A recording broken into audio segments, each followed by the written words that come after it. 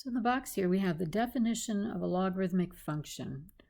For x greater than 0, which means it's got to be a positive number, but not, and 0 is not positive, 0 isn't even negative, but x has to be a positive number, a has to be a positive number, but a can't be 1, then y equals log base a of x. That's the way you'll want to read that, is log base a of x, if and only if x equals a to the, and this should be the y power up here.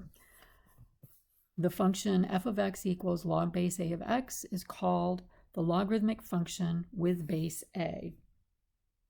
So what the logarithm is equal to is the power.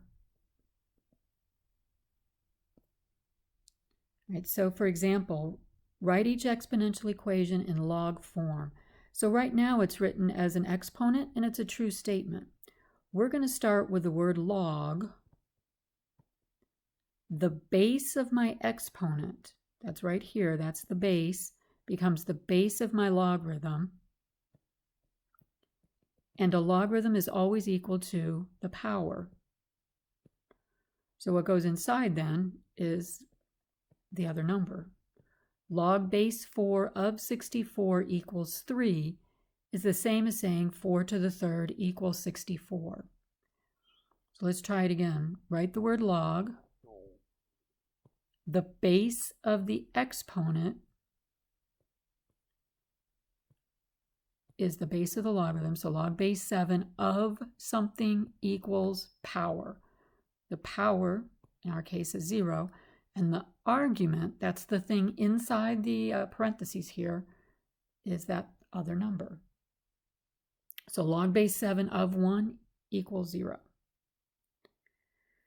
For this one, write the word log, base of the exponent.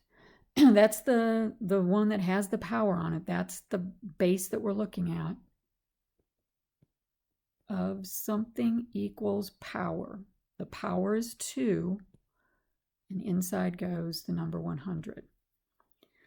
We can also look at it this way. A student told me once, if they're together here in the exponent or the exponential form, they're not together here in the log form. In other words, it's not going to be 10 and then a 2 here because it was 10 squared in the exponent. So our exponential form looks like this. I write my logarithm. The base of the exponent, base of my exponential form is base a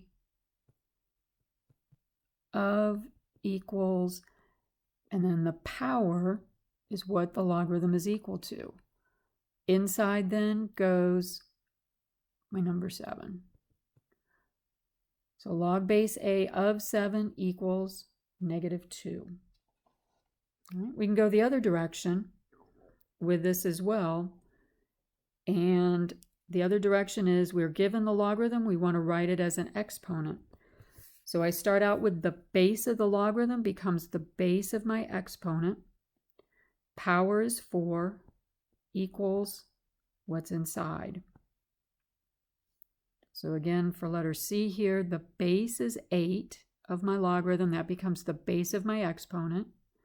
The power is what the logarithm is equal to, equals 1. So 8 to the 0 does equal 1. That's a true statement. All right, let's try the next one here. The base of the logarithm, because it's read log base 2 of x minus 1. So the base, the word base is 2. Power 4 equals the inside part here, x minus 1. We could solve for x, but the direction didn't tell me to solve. It just told me to rewrite it as an exponent, so I did. For this one, the base is a. The power is what the logarithm is equal to. And it's equal to m. So again, if they're together here in the exponent or in the logarithm form, they're not going to be together in the exponential form.